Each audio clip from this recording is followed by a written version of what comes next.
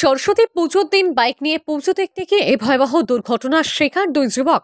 দুর্ঘটনায় মৃত্যু হলো এক যুবকের এবং অপর যুবকটি গুরুতর আহত অবস্থায় বর্তমানে হাসপাতালে চিকিৎসাধীন। মর্মান্তিক এই দুর্ঘটনাটি সংঘটিত হয়েছে সোমবার কৈলাসহরে।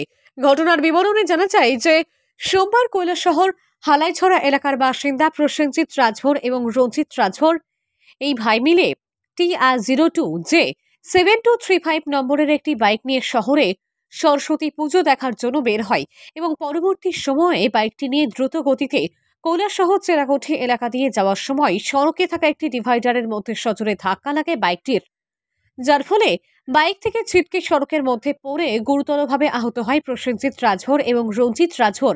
পরবর্তীতে স্থানীয়রা তাদেরকে ঘটনাস্থল থেকে উদ্ধার করে ঊনকোটি জেলা হাসপাতালে নিয়ে গেলে হাসপাতালের কর্তব্যরত চিকিৎসকেরা প্রসেনজিৎ রাজভরকে মৃত বলে ঘোষণা করেন এবং রঞ্জিত রাজভরের অবস্থা বেগতিক দেখে প্রাথমিক চিকিৎসা সেরে উন্নত চিকিৎসার জন্য আগরতলা জেবি হাসপাতালে রেফার করেন এবং প্রসেনজিৎ রাজভরের মৃতদেহটিকে ময়নাতদন্ত করে মৃতদেহটিকে তার পরিবারের লোকেদের হাতে তুলে দেওয়া হয়।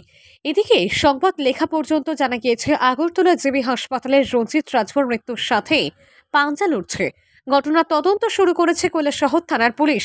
উক্ত ঘটনাকে কেন্দ্র করে শোকের ছায়া নেমে আসে পরিবার পরিজনদের পাশাপাশি গোটা এলাকায়।